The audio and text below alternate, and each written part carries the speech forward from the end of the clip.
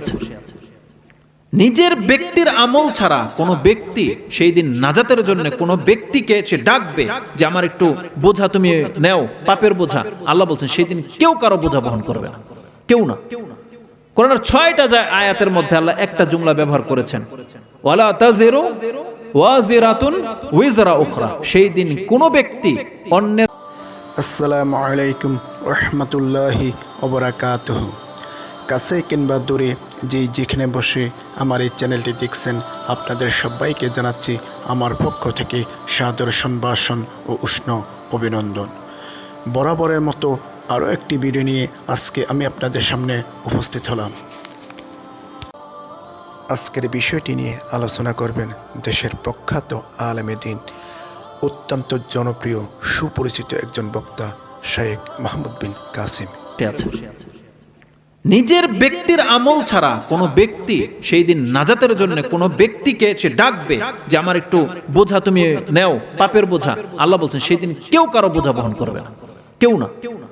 কোরআনের 6টা আয়াতের মধ্যে আল্লাহ একটা জুমলা ব্যবহার করেছেন, ওয়ালা তাজিরু ওয়াজিরাতুন উইজরা উখরা। সেই দিন কোনো ব্যক্তি অন্যের কোনো উইজর, যেটা ওজর, যেটা মানে কোনো একটা বোঝা সামান্যতম বহন করবে না। কোরআনের অনেক আয়াতে আছে, আপনি পেয়ে যাবেন সূরা বনী ইসরাইল 17 নম্বর সূরার 15-16 নম্বর আয়াতগুলোতে। আপনি পেয়ে যাবেন সূরা নাজম 53 নম্বর সূরার 38-39 এই আয়াতগুলো পড়েন, তাতে রয়েছে। সূরা আনআমের একেবারে শেষ আয়াতে পেয়ে যাবেন।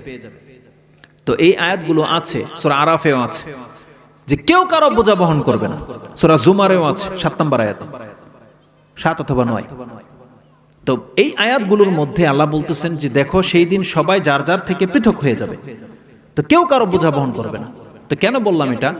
যে পিতা তার সন্তানের জাযা হবে না, আবার সন্তান তার পিতারও জাযা হবে না, এটা একটা আয়াত আছে। এটা সূরা লোকমানে পাবেন আপনি 31 নম্বর সূরার একেবারে শেষ আয়াতের আগের আয়াতটি 33 নম্বর আয়াতে পেয়ে যাবেন। আল্লাহ বলছেন, ইয়া আইয়ুহাল্লাযীনা ইয়া আইয়ুহান নাসুত্তাকু রাব্বাকুম ওয়াখশাউ ইয়াওমা লা ইয়াজজি ওয়ালিদুন আন ওয়ালাদিহি ওয়ালা মাওলুদুন হুয়া জাযিন আন ওয়ালিদিহি শাইআ।